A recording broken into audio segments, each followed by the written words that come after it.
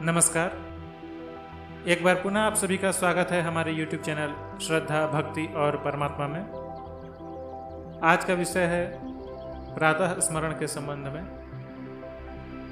शास्त्रों के अनुसार प्रातः उठने के पश्चात प्रत्येक मनुष्य का यह कर्तव्य है कि वह उस अनंत ब्रह्मांड नायक सच्चिदानंद स्वरूप परमपिता परमेश्वर प्रभु का स्मरण अवश्य करे, जिनकी कृपा से यह अत्यंत दुर्लभ मानव शरीर प्राप्त हुआ है, जो समस्त सृष्टि के कण कण में समान रूप से ही समाहित हैं, सत्य हैं, शिव हैं, सुंदर हैं, जिनकी कृपा से जीव निर्भय होकर अहम ब्रह्मस्मि के उच्च लक्ष्य को प्राप्त कर तन्मय हो जाता है।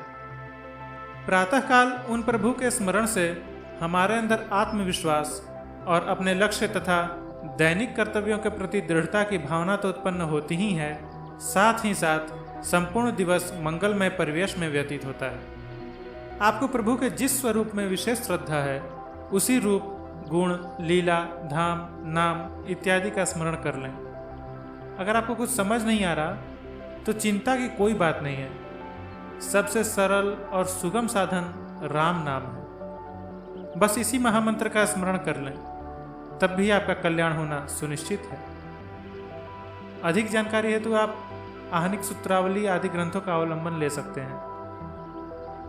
प्रातः स्मरणीय शिष्टांजलि और उसका महत्व।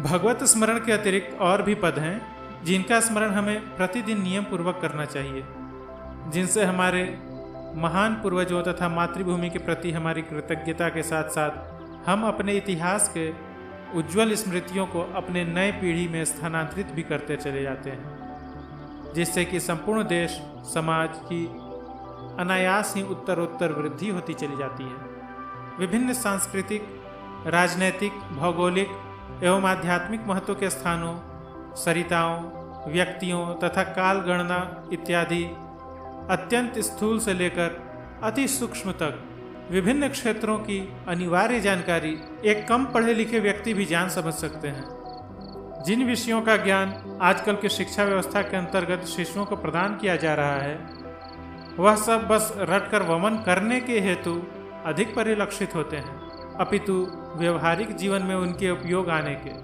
प्राचीन समय में इतिहास, भूगोल आदि घरेलू विषय थे।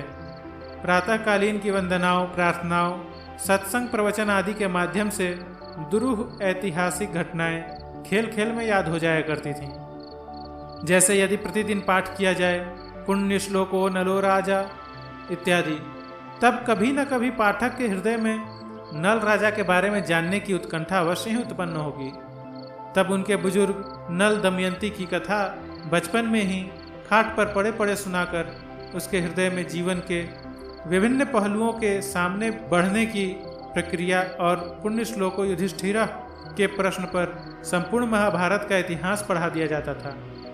एवं अयोध्या, मथुरा, गया, काशी, कांची, अवंतिका इत्यादि श्लोकों के ऊपर यह प्रश्न करने पर कि अमुक तीर्थ कहाँ है, अयोध्या का इतिहास क्या है, आजकल माया किस नगरी को कहते हैं, इत्यादि प्रश्नों के द्वारा भारत का भूगोल भी बता दिया जाता था। आजकल इतिहास के नाम पर मुगल और अंग्रेज ही आपको मिलेंगे, और प्रातःकालीन स्मरणीय पदों के पाठ के विलोपित होने के कारण संपूर्ण हिंदू सनातन इतिहास माइथोलॉजी की भेंट चढ़कर कल्पित कल्पना बनकर नई पीढ़ी के हृदय में स्थापित करने का एक घोर कुचक्र चल रहा है, जिसमें हम सभी भी योगदान कर रहे हैं। प्रतिदिन पठनीय श्लोकों के संग्रह के PDF को आप हमारे टेलीग्राम, फेसबुक पेज पर जाकर डाउनलोड कर सकते हैं। लिंक डिस्क्रिप्शन और पिन कमेंट में रहेगा। प्रातःकाल के दर्शन, हथेलियों के दर्शन का क्या महत्व है, धरती माता के नमस्कार की क्या अनिवार्यता है, इन सभी पर वृहद चर्चा अगले अंक में की जाएगी। और उसके बाद उठने के बाद किन किन चीज़ों का दर्शन करना चाहिए और किन वस्तुओं का दर्शन नहीं करना चाहिए, एवं जीवन में शुभता और प्रतिदिन आत्मिक एवं सांसारिक उन्नति का मार्ग प्रशस्त हो, इस विषय पर प्रकाश डालते हुए हमारी अगली कड़ी शीघ्र ही प्रेषित होगी। तब तक के लिए सभी का कल्याण हो। जय श्रीमन नारायण, जय श्री सीताराम, जय श्री राधे श्याम। नमः पार्वती पतये। हर हर महादेव।